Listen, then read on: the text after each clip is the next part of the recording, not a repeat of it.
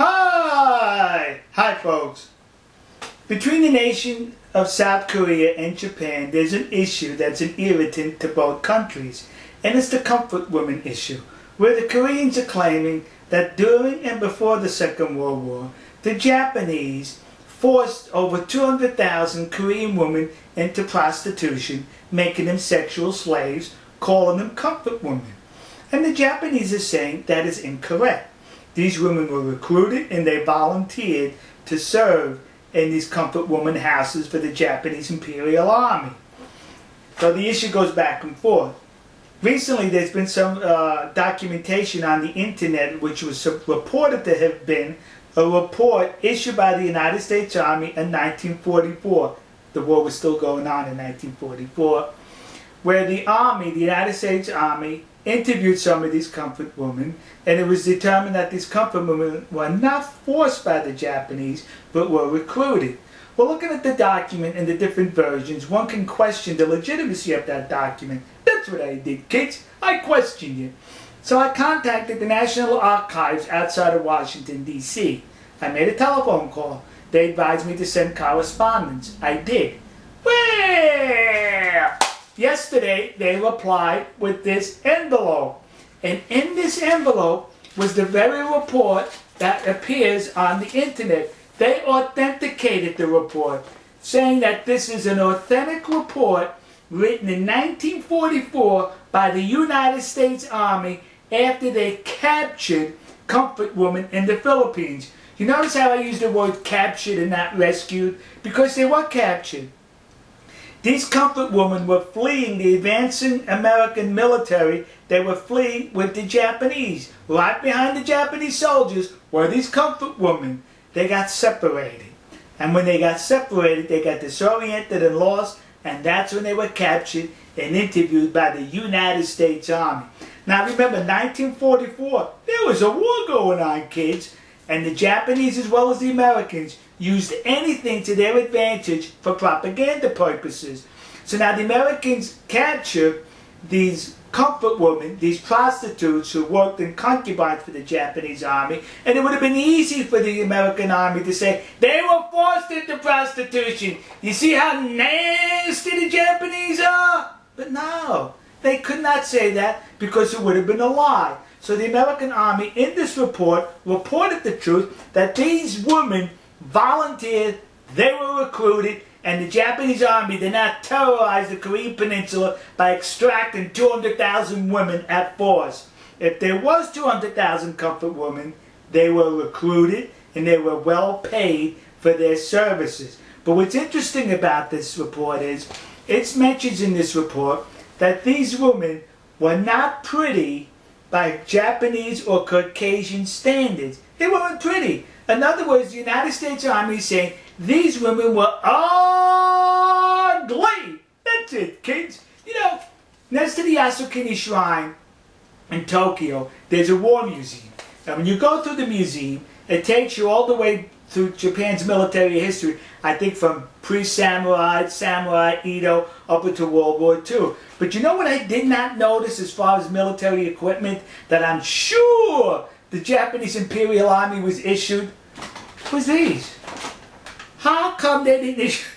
They should have issued them 2 of these. Yeah, because I bet those women were so ugly they were 2 baggers. One bag you put over the comfort woman, and one bag over the Japanese soldier. So in case the comfort woman's bag fell off, you still had your bag on your head. So am I making light of the situation? Yes. Because it's disgusting that people are exploiting this situation for their advantage. This report goes on to mention that the women enjoyed a whole lot of money to where they were able to buy clothes, cosmetics, and other stuff for themselves on their visits into town. Sexual slaves can do that? Sexual slaves make that kind of money? Some women were even allowed to go back home after they paid their debt off. Sexual slaves can do that? Some women were even complaining that their schedule with the Japanese soldiers was too tight, that they were not able to accommodate all the soldiers, and that saddened them that they could not have sex with all the soldiers. Sex slaves feel that way? The report also goes on to mention that these comfort women engaged in sports with the Japanese soldiers. They went on picnics, they went to entertainment, they went to parties with these Japanese soldiers. Sex slaves do that? They were recruited, according to this report, by the United States Army in 1944. So the discussions ended right here. We got proof that they were being recruited and were recruited. Now listen to me. Koreans currently are now plaguing the United States with these memorial statues or plaques dedicated to these comfort women, claiming they were forced into sexual slavery by the Japanese army. You're a liar. That did not happen. I'd rather call you a liar than the United States Army in World War II, who would have definitely used this for propaganda had it been the other way around. But they told the truth that these comfort women were recruited. So to the community of Nassau County, Long Island, New York, that community in New Jersey, and those idiots in Detroit who put up these memorials, you were suckered in by the comfort women hucksters. And to those dopes in the city council in Glendale, California, who recently approved to put up a statue to the comfort woman, the one that exists across the street from the Japanese embassy in Seoul, South Korea. When you put that statue up, would you do me a favor and be accurate? Put a paper bag over her head. Alright folks, we'll see you. God bless you. God bless America. God bless the nation you happen to be in. And to those poor Japanese soldiers who were just drafted by the military to serve and fight for their country, only to be confronted by comfort women which required 2 bags. One for you and one for the woman. To those Japanese soldiers, you should be seeking compensation from the Japanese government who recruited ugly women to serve in your concubines. We'll see you.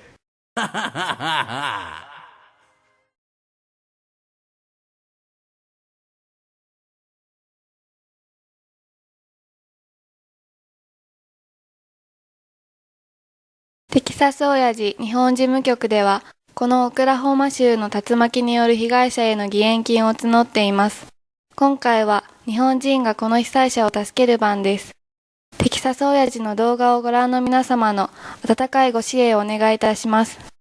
義援金の振込先は、群馬銀行熊谷支店、天板300、通預金、口座番号934849、テキサス親父日本事務局です。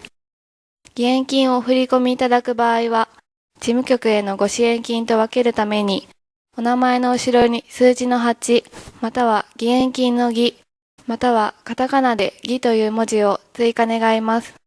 クレジットカードでのお支払い、またはゆうちょ銀行への振り込みは、ご覧の URL、または口座へお願いいたします。なお、締め切りは平成25年7月30日までとさせていただきます。